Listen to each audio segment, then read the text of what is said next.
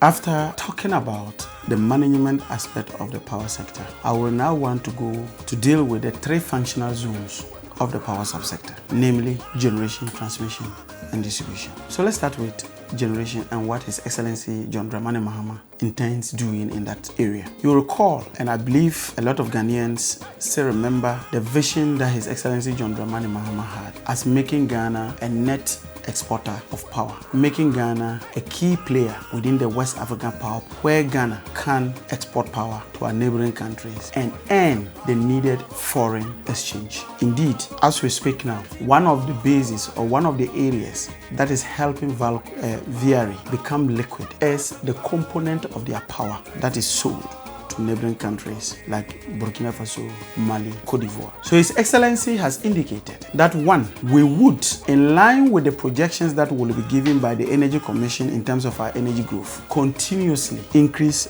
our generation. By doing that, we will ensure that our generation mix is in compliance with the sustainability efforts that he envisages during his tenure. And in so doing, existing power plants that are not efficient enough will be replaced. He has also indicated that because gas, and I mean natural gas, has been identified as a transition fuel that will introduce very current technologies that will support our gas-fired thermal plants. He has also indicated that there will not be any gas thermal plant that will be a single cycle, and that all thermal plants will combine cycle. What does that mean? It simply means that for a single cycle, it is the fuel that helps generate the power. If you introduce a combined cycle, the heat that is produced as a result of the fuel that is used in firing that generating plant is made to heat water into steam to generate additional power that does not use fossil fuel. There are two benefits in this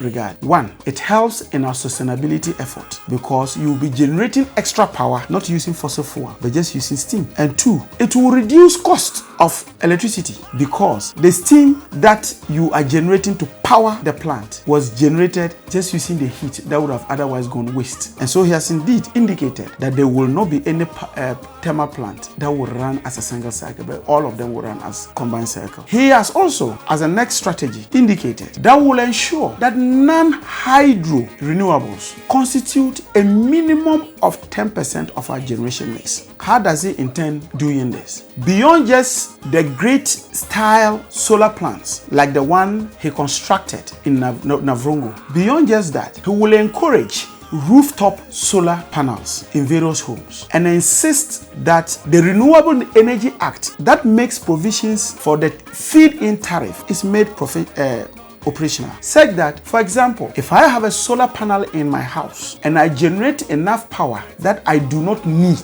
I can feed that into the grid and in return get credit for that. So that anytime I'm using electricity from the grid, and that means electricity from ECG, the amount of power I fed into the grid will be used as part of my credit to offset the cost of electricity when I go to pay my bills. He has also indicated that he will continue with the policy where barbers, seamstresses, tailors, and what have you, who use electricity instead of generating power from Akosombo or the independent power producer and making them use that he will ensure that solar panels are given to them at their various shops. So for a barber can take about 5,000 watts of solar panel and will be able to provide the energy needed to deal with his job without having to consider every month paying for electricity. Indeed, in 2016, about 200,000 barbers, seamstresses, tailors, and what have you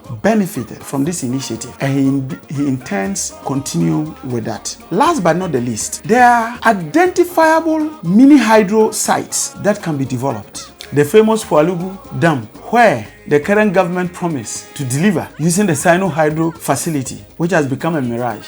His Excellency John Mahama indicates that we will ensure that we produce hydropower to a maximum of about 50 megawatts, whilst at the same time, persons who will be involved in agriculture can also benefit from the irrigation that will come thereof. The Juale, the Heman are all potential hydro sites that he intends developing. So, in conclusion on the generation aspect, he will, as he had indicated, produce generation that will meet our continuous growth, produce generation that will to a very large extent be sustainable, and last but not the least, generate power that will be affordable through the use of our renewable, particularly solar, through the rooftop initiative and the ones that will be given to small businesses and enterprises.